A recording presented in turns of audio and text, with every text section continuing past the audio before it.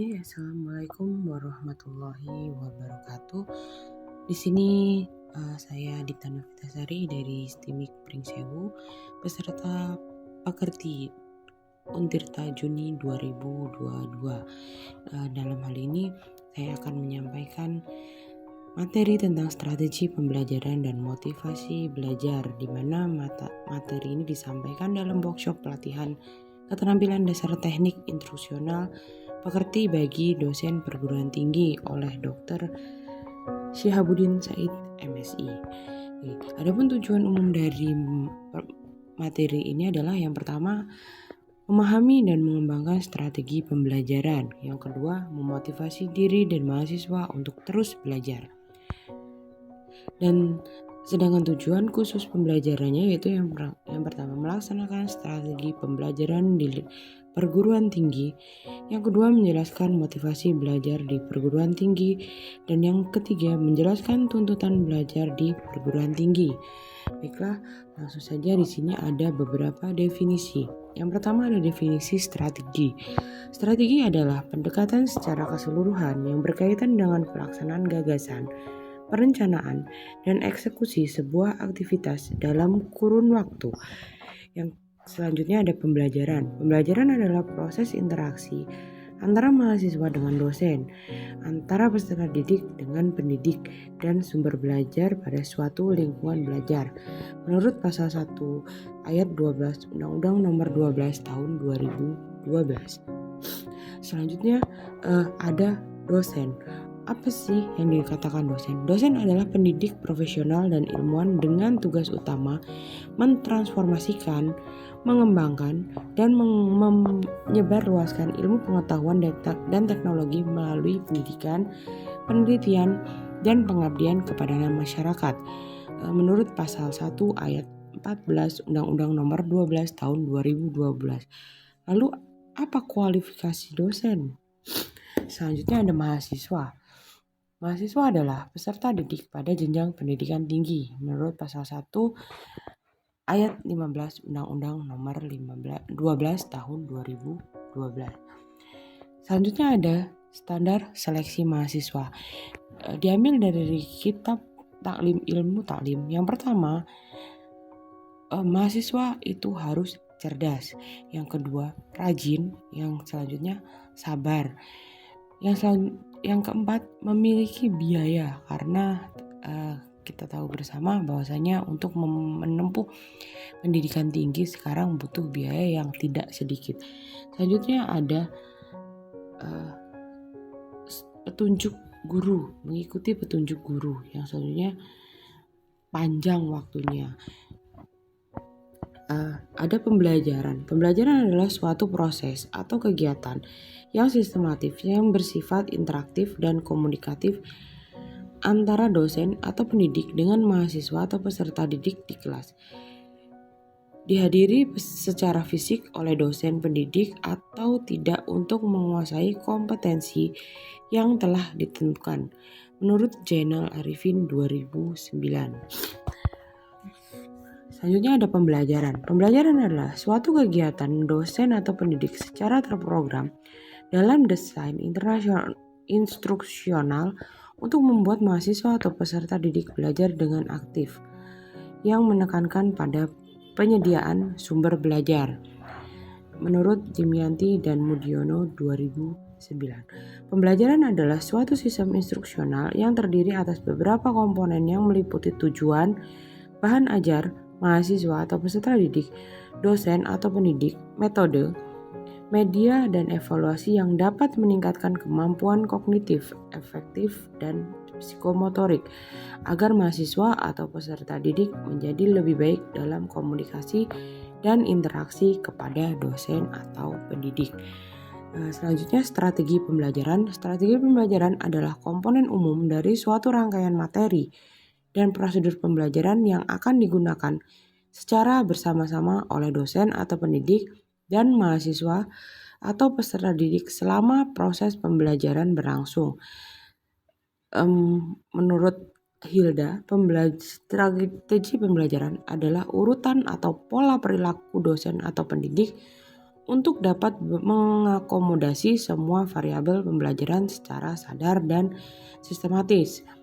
Ada pendapat lain menurut Suparman, strategi pembelajaran merupakan gabungan dari beberapa rangkaian kegiatan, cara mengordinasikan materi belajar mahasiswa atau peserta didik, bahan, peralatan, dan waktu yang digunakan untuk proses pembelajaran dalam mencapai tujuan kegiatan pembelajaran yang telah ditentukan.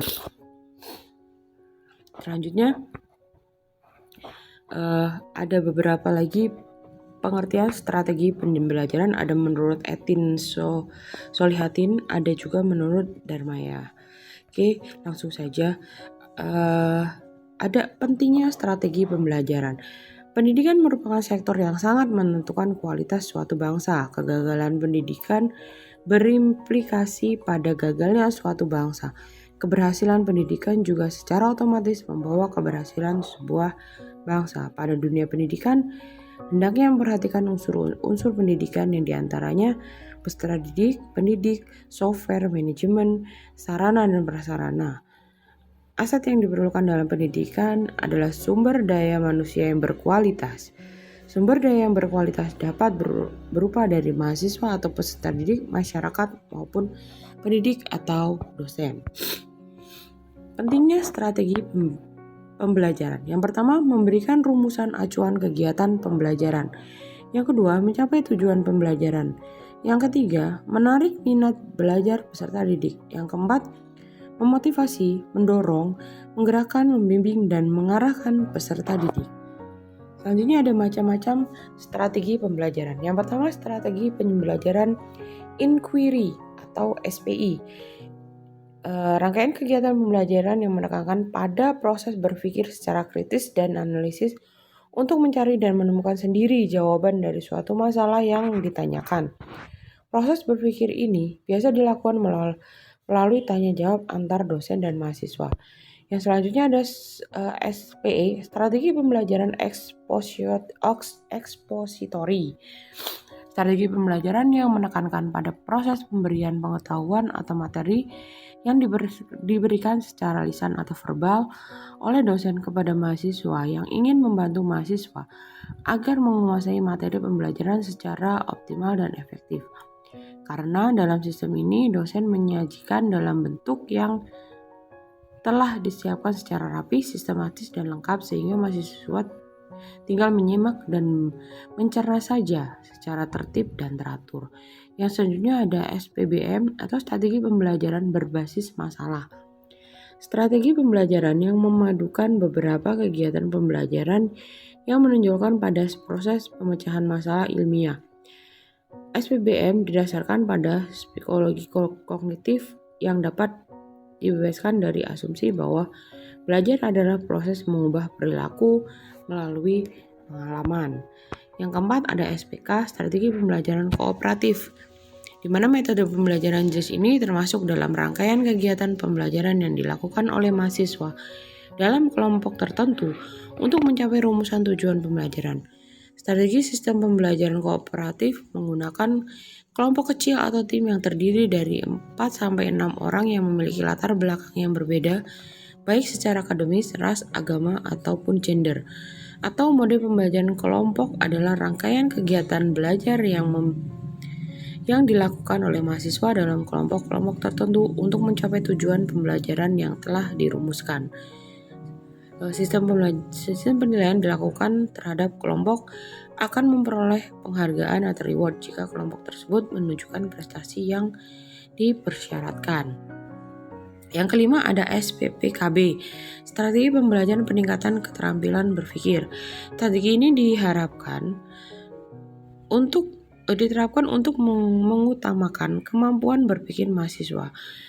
Materi yang disajikan dapat berupa membimbing mahasiswa melalui proses menemukan konsep sendiri yang harus dikuasai oleh mahasiswa dengan cara terus-menerus melakukan proses dialog dan menggunakan pengalaman mahasiswa. Agar strategi pembelajaran yang diterapkan oleh dosen dapat berjalan maksimal, pentingnya pihak lembaga pendidikan meningkatkan sarana dan prasarana yang ada di sekolah seperti pengembangan perpustakaan, renovasi kelas, hingga memberikan pelatihan kepada dosen atau pendidik. Selanjutnya, karakteristik proses pembelajaran. Ada beberapa karakteristik proses pembelajaran, diantaranya interaktif, inspiratif, menyenangkan, menantang, memotivasi peserta didik untuk aktif, memberikan ruang yang cukup bagi prakarsa kreativitas dan kemandirian sesuai dengan bakat, minat, dan pengembangan fisik serta psikologis peserta didik. Di mana pembelajaran adalah proses interaktif antara peserta didik dengan pendidik dan sumber belajar pada suatu lingkungan belajar. Ada pendekatan pembelajaran yaitu orientasi, arah pandang atau cara pendidik dan peserta didik mendapat terhadap pembelajaran untuk mencapai tujuan pembelajaran. Contohnya, pendidik